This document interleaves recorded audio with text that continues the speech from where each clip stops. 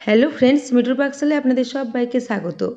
আজ আমি 1 cup oats ও কিছু গাজর দিয়ে ভীষণই হেলদি ও টেস্টি একটা রেসিপি আপনাদের সাথে শেয়ার করছি।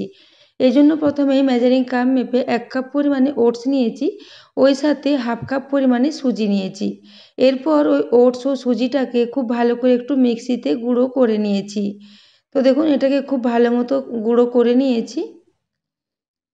এরপর এই ওটসের গুঁড়োটাকে একটা পাত্রের মধ্যে নিয়ে নেব।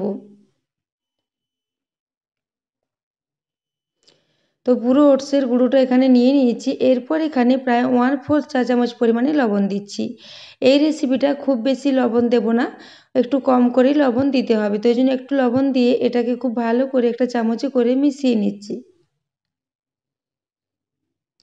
এটা যখন খুব ভালো করে মেশানো হয়ে যাবে তখন এখানে আমি দুধ নিয়ে নেব।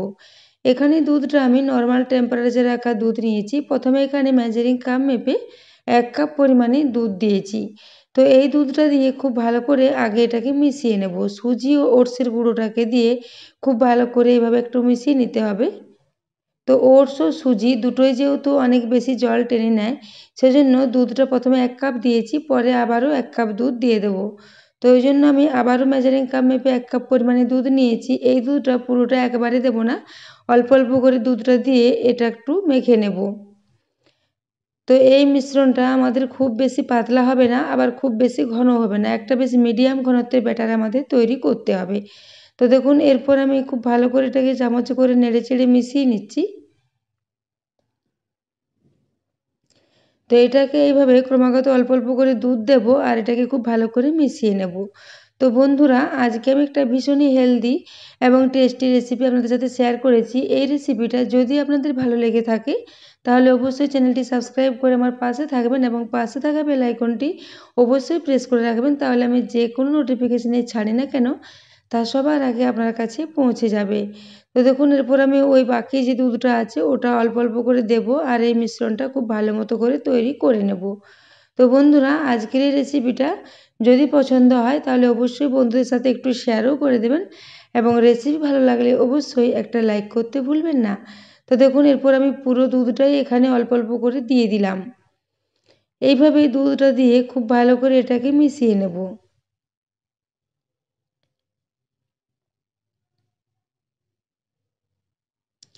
তো এরপর এটাকে একটা আমি হ্যান্ড মিক্সার নিয়ে নিলাম। হ্যান্ড মিক্সারের সাহায্যে খুব ভালো করে এটাকে মিশিয়ে নেব।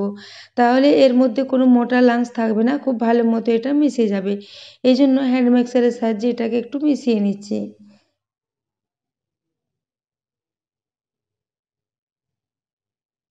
তো এটা যখন খুব ভালো করে মেশানো হয়ে যাবে, এখানে আমি দিয়ে দেব খেজুর গুড়। খেজুর গুড় বা নলের গুড় নিয়েছি 1/4 কাপ পরিমাণে।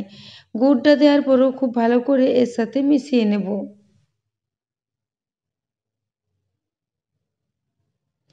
তো দেখুন, গুড়টা দেওয়ার পরেও খুব ভালো করে এর সাথে মিশিয়ে নিলাম। হ্যান্ড মিক্সারের সাহায্যে এভাবে খুব ভালো করে এটাকে মিশিয়ে নিয়েছি। এরপর এখানে আমি একটা বড় সাইজের গাজর নিয়েছিলাম, সেই গাজরটাকে গ্রেট করে রেখেছিলাম। এরপরে গাজরটা এখানে দিয়ে দিচ্ছি। তো গাজরটা আমি এখানে একটা বড় সাইজের গাজর নিয়েছিলাম, ওজনে প্রায় 200 গ্রাম হবে। তো এই গাজরটা আমি পুরোটা এখানে দিয়ে দিলাম। গাজরটা যখন দেওয়া হয়ে যাবে তখন এটাকেও খুব ভালো করে মিশিয়ে নেব। তো বন্ধুরা, আমি আজকে খুবই চটজলদি তৈরি হয়ে যাবে মাত্র 10 মিনিটে। সকালবেলা হাতে সময় কম থাকলে এই রেসিপিটা খুব চটজলদি তৈরি হয়ে যাবে। তো বন্ধুরা, এই রেসিপিটা আপনারা স্কুলের বাচ্চাদের জন্য টিফিনে বানিয়ে নিতে পারেন বা সকালে ব্রেকফাস্টও বানিয়ে নিতে পারেন। ভীষণই হেলদি একটা টেস্টি এবং রেসিপি। তো এই রেসিপিটা বানিয়ে নেওয়া খুবই সহজ। তো দেখুন, এরপর সব কিছু মিশিয়ে নিয়ে এটাকে ঢাকা দিয়ে আমি প্রায় 10 মিনিটের জন্য রেখে দিয়েছিলাম। 10 মিনিট পরে ঢাকাটা আমি খুলে নিয়েছি।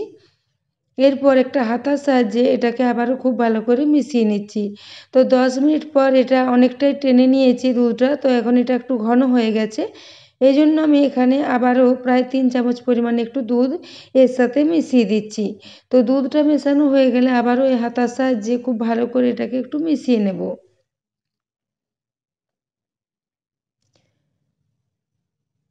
তো দেখুন, এইভাবে এটাকে খুব ভালো করে মিশিয়ে নিলাম। তো ব্যাটারটা এখন খুব ভালো মতো রেডি হয়ে গেছে। এর কনসিস্টেন্সিটা এরকম হবে। খুব বেশি পাতলাও না আবার খুব বেশি ঘনও না। তো ব্যাটারটা এখন একদমই রেডি হয়ে গেছে। এদিকে আমি গ্যাসে একটা তাওয়া বসিয়ে দিয়েছি, তাতে প্রায় হাফ চা চামচ পরিমাণে একটু ঘি দিয়ে তাওয়াটা খুব ভালো করে মাখিয়ে নিলাম। এরপর আমি এগুলোকে এই তাওয়ায় দিয়ে দেব। ব্যাটারটাকে নিয়ে আবারও একটু খুব ভালো করে মিশিয়ে নেব। তো বন্ধুরা, আজ আমি একটা ওটসের সরু চকলির রেসিপি আপনাদের সাথে শেয়ার করছি। এটাকে সরু চকলি বা মিষ্টি চকলিও বলতে পারেন। তো এরকম একটু গুড় দিয়ে যদি গাজর দিয়ে একেবারে সব কিছু মিশিয়ে এভাবে এই চকলিগুলো তৈরি করা হয়, তাহলে এর টেস্টটা ভীষণই সুন্দর হয় এবং এটাতে পুর তৈরি করার কোনো ঝামেলা নেই। সমস্ত কিছু একেবারে মিক্স করে এরকমভাবে যদি এই সরু চাকলির রেসিপিটা তৈরি করা হয়, তো এটা খেতে দুর্দান্ত হয় এবং খুব কম সময়ের মধ্যে তৈরি হয়ে যায়। তো দেখুন, এটা যখন খুব ভালো মতো উপরটা শুকিয়ে আসবে, এর উপরটাতেও আমি হাফ চা চামচ পরিমাণে একটু ঘি দিয়ে খুব ভালো করে মাখিয়ে নিচ্ছি। তো ঘিটা বন্ধুরা দিলে এর টেস্টটা ভীষণই ভালো হয়, সেজন্য ঘিটা অবশ্যই দিতে হবে। এই জন্য আমি উপরটাতে খুব ভালো করে একটু ঘি মাখিয়ে নিয়ে এটাকে উল্টে দিলাম। এটা হতে খুব বেশি সময় লাগবে না, প্রায় 1 থেকে 1.5 মিনিটের মধ্যে এটা খুব ভালো মতো শুকিয়ে যাবে। তো এরপর আমি এটাকে একটু উল্টে পাল্টে ভেজে নিচ্ছি। তো গ্যাসের ফ্লেমটা আমি এই সময় মিডিয়ামে রেখেছি।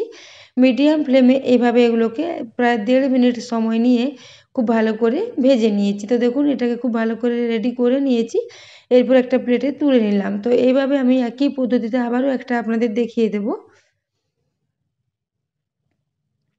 তো বন্ধুরা, এরকম শীতকালের দিনে হাতে সময় কম থাকলে খুবই চটজলদি এই রেসিপিটা তৈরি হয়ে যায়। আপনারা সকালবেলার ব্রেকফাস্টে বা বাচ্চাদের স্কুলের টিফিনে বা বিকেলের দিকে হালকা কিছু খেতে ইচ্ছে করলে এই রেসিপিটা ট্রাই করতে পারেন। ভীষণই সহজ এবং ভীষণই হেলদি একটা রেসিপি। তো দেখুন, এরপর আমি দ্বিতীয়টা একই পদ্ধতিতে এইভাবে তৈরি করে নিলাম। তো বন্ধুরা, আজকে আমার এই ওটসের সরু চাকলির রেসিপিটা যদি আপনাদের ভালো লেগে থাকে, তাহলে অবশ্যই চ্যানেলটি সাবস্ক্রাইব করে আমার পাশে থাকবেন। তো দেখুন, এখানে আমার দুটো চাকলি তৈরি হয়ে গেছে।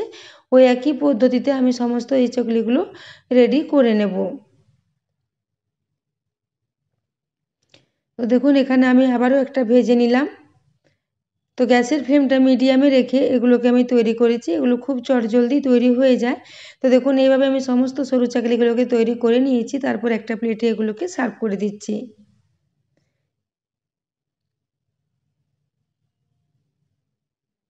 তো দেখুন, এরপর আমি এগুলোকে এভাবে একটু রোল করে নিচ্ছি। এরকম রোল করে দিলে বাচ্চাদের টিফিনে দিতে এগুলো সুবিধে হবে এবং এগুলো দেখতেও ভালো লাগবে।